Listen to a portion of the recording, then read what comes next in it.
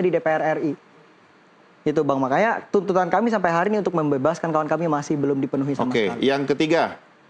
Yang ketiga, sudah dua. Terkait dengan publikasikan transparansi anggaran. Oke, memang DPR ada narasi bahwa tunjangannya dibatalkan. Tunjangan yang mana? Itu harus dibuka kepada publik. Pun juga transparansinya. Sejauh ini kita nggak tahu nih sebenarnya DPR ini berapa anggaran yang dialokasikan ini atas ke DPR ya, khusus mereka. Ya, khususnya ke DPR. Anggaran seperti apa yang Anda maksudnya?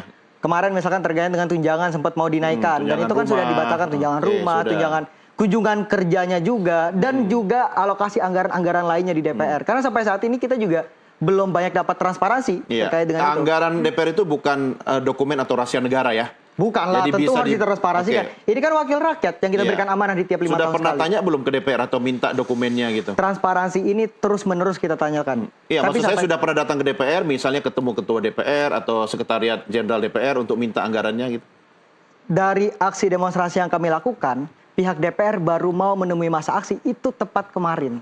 Itu pun ketika tuntutan 17+8 diajukan. Termasuk transparansi anggaran. Ya, itulah yang membuat kami kecewa juga. Kenapa justru anggota parlemen kita, wakil rakyat kita, baru mau menemui masyarakatnya, menemui konstituennya ketika misalkan sudah ada korban jiwa yang berjatuhan di lapangan. Itulah yang kami sayangkan sebetulnya. Ya, Anda cita-cita jadi anggota dewan nggak? Saya cita-cita jadi guru. Oke, ya, jadi guru bagus, jadi guru yang anggota dewan juga bagus, asal jangan seperti orang yang Anda protes ini kan? Sepakat, betul. Oke, satu lagi apa yang masih mundur tadi? Satu lagi yang malah mundur terkait dengan tangkap, adili, dan proses hukum secara transparan. Sampai saat ini kan kita mungkin mendapatkan kabar bahwa sudah dipecat. Tetapi apakah proses peradilan terkait dengan pidananya sudah dilakukan? Belum. Iya, masih berlangsung proses itu. Kan tidak bisa ujuk-ujuk begitu. Betul, tetapi harus diproses secara cepat. Iya, Anda kawal nggak? Kita kawal terus. Kawal, oke. Berarti tidak bisa dianggap sebagai yang belum atau mundur dong? Karena masih on proses kan? Tetap malah mundur karena... Apa? Indikator mundurnya itu apa? Karena sebetulnya ini sudah berlangsung secara berulang. Ketika misalkan aparat melakukan represivitas kepada demonstran, kepada masa aksi, seakan-akan kita dicap sebagai provokator. Siapa yang ngecap begitu? Banyak kok. Siapa? Tiap masa aksi banyak banget. Makanya ini kawan-kawan kita yang ditangkap kan dicapnya sebagai provokator. Oleh aparat atau oleh siapa? Oleh aparat. Boleh jadi mereka ingin membenarkan tindakan mereka.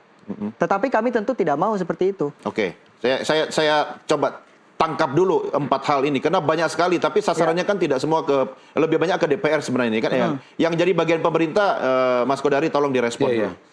Oke, soal yang pertama misalnya, kalau kita bicara situasi dan kondisi kan tentu harus dicermati ya.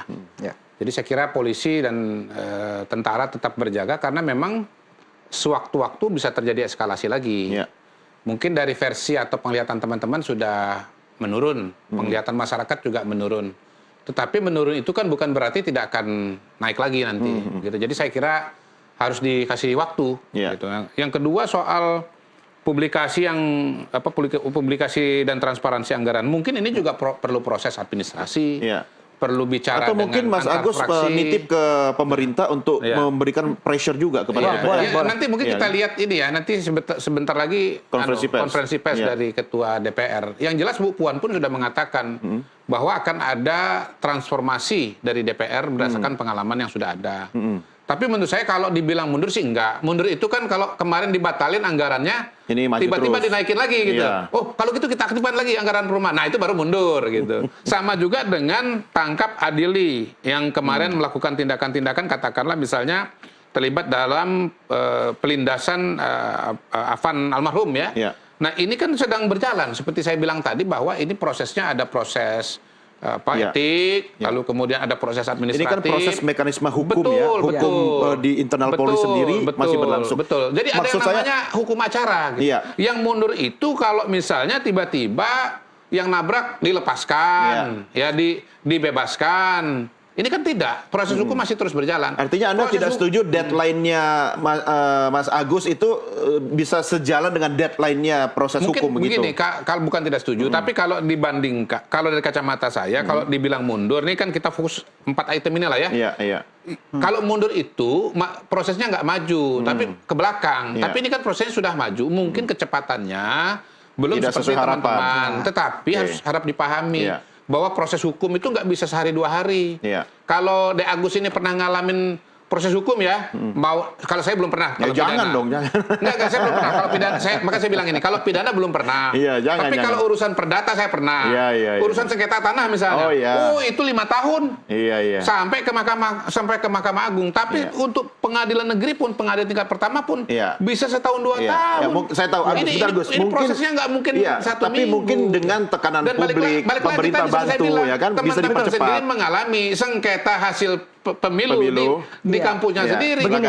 Itu bisa 6 bulan dan sampai sekarang masih pending juga Bang, nih. Ada BEM ungu, BEM kuning. Iya. gitu. Iya, abang nggak perlu tarik lagi ke kontestasi politik mahasiswa karena saya Enggak, ini rasa kan sekarang contoh situasinya kan sedang bahwa genting, bahwa situasi bangsa prosesnya sekarang itu- sedang genting, abang. Jadi kita kesampingkan dulu ego sektoral Enggak, itu. itu tetap penting juga. Kita relevan pun untuk sebetulnya di teman-teman mahasiswa perhatikan itu bahwa ingin mengesampingkan semua ego gini, sektoral itu teman-teman agar ya, kita bisa teman-teman fokus mahasiswa terhadap tuntutan-tuntutan di kampus masyarakat. yang tidak sebesar negara bisa terjadi perbedaan pendapat yang tidak mudah untuk dipertemukan. Iya. Apalagi kita bicara negara, institusi yang sangat besar. Ya, berapa sekarang mahasiswa di UI? Mungkin 20.000, 25.000. Ini kita bicara penduduk 280 juta.